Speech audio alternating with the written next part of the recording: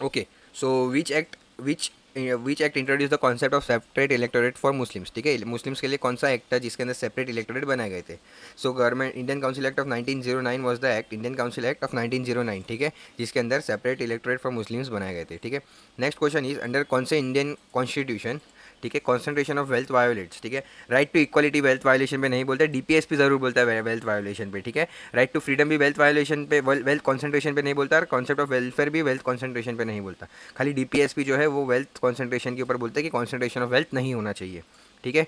From now next question, position of right to property, right to property जो हमारा rights था, जो fundamental rights के अंदर था, ठीक है। Most famous Keshavananda Bharati case के अंदर उसको अंदर आर्टिकल 300A उसको एज अ लीगल राइट बना दिया गया है, ठीक है, लीगल राइट बना दिया गया है, legal right for any person, कोई भी इंसान राइट टू प्रॉपर्टी ले सकता है, मतलब every person has the right to get the property, ठीक है। इंडियन लेजिस्लेटिव काउंसिल एक्ट कब बनाया गया था, ठीक है, इंडियन लेजिस्लेटिव काउंसिल एक्ट कब बनाया गया था? 1833 के अंदर अपना 1833 के अंदर हमारा जो डायर की था वो फॉर्म हुआ था, ठीक है।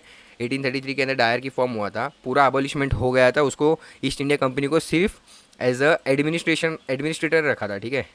तो इंडियन लेजिस्लेटिव काउंसिल एक्ट उसके बाद ज़रूरत पड़ा था, तो 1853 के अंदर चार्टर एक्ट ऑफ 1853 हमें Indian legislative council like establish हुआ था, ठीक है।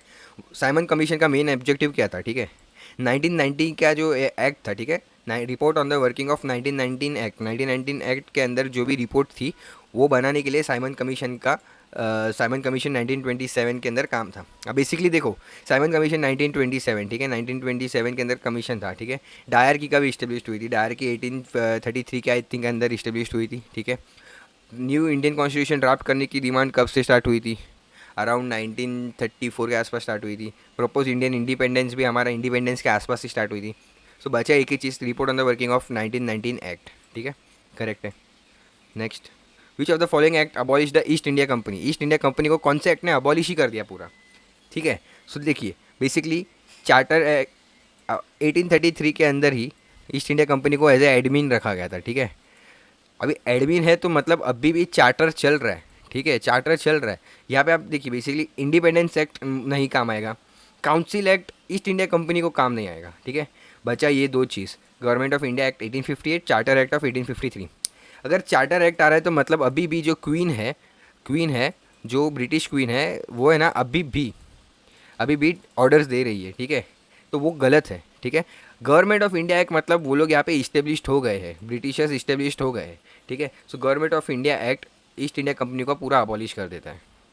Question is right. Thank you very much.